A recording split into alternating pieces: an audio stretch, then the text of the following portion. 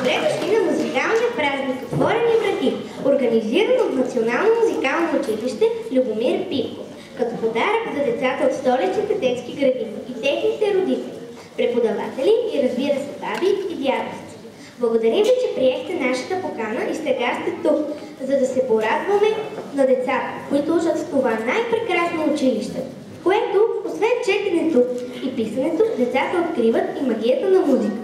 Тя остава в техните сърца за цял живот, често превръщайки се в тяхна професия. Мили деца и родители, аплодирайте силно и повикайте на сцената днешните изпълнители. Те са се трудили много и вашите аплодисменти са тяхната награда. Добре дошли в света на музиката. Сега за вас ансамбъл "Овчарели" ще изпълни "Мое училище" и "Ранно утро".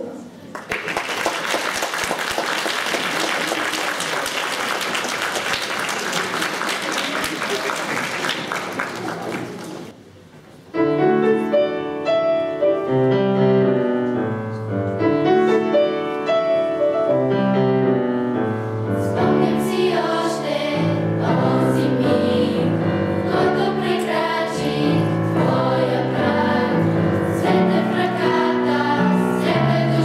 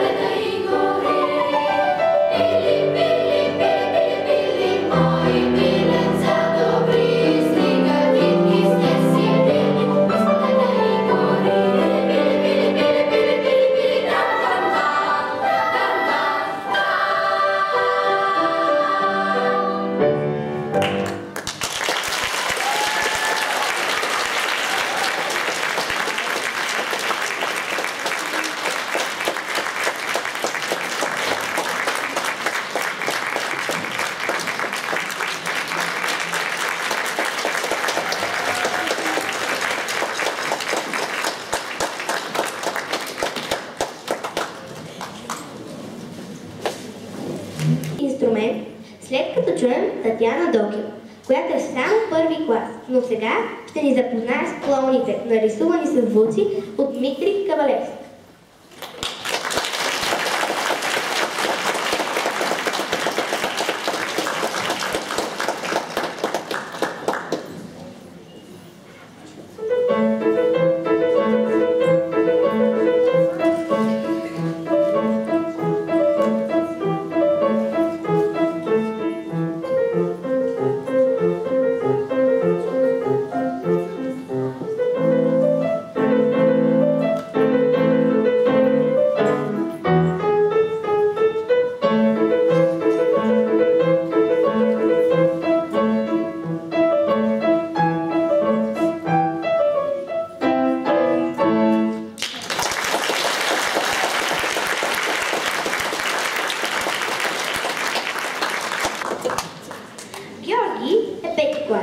Неговият инструмент сигурно ще видите за първи път. Нарича се вибрафон. И ако изпълнението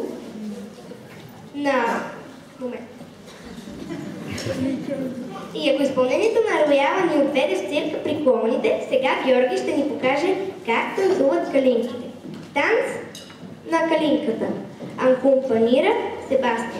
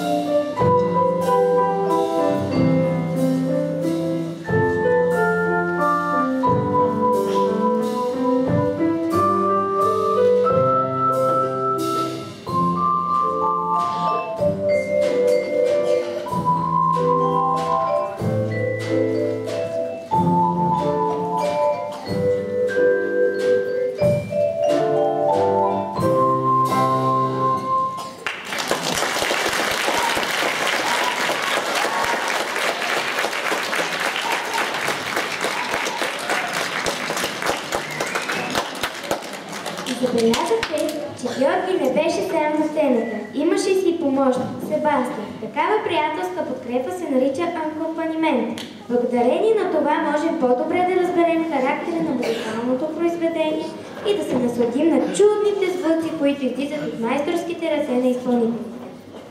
Дарят е замислен и тъжен. Тогава в двореца настъпва тишина, която никой не смее да наруши. Но дали е възможно този голям лъскав инструмент, какъвто е субтромбонът, да разкаже някоя тъжна или весела история, която да разсее царя от мрачните му мисли? Чуйте какво ще ни изпълни Христо от 6-ти клас със своя цук тромбон.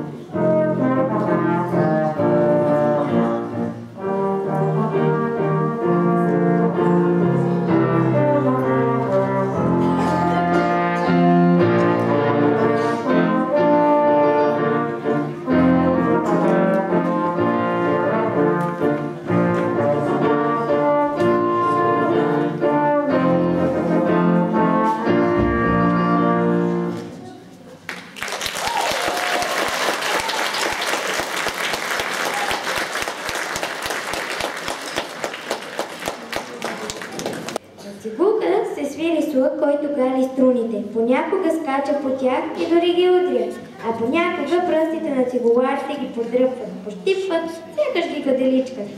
Тя е струнен инструмент, има прекрасна форма, поетите я оприличават на крехка женска фигура с тънка талия и дълга шия. Ще ви разкажа повече за нея, след като Лора Крумова от втори клас ни изпълни вариации от Данко.